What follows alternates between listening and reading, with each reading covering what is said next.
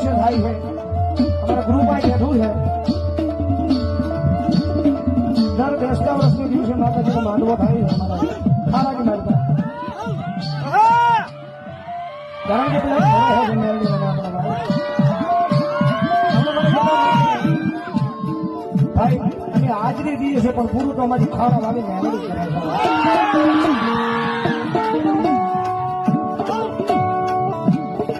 રૂપિયા નો હોય તો હાજરી દીધો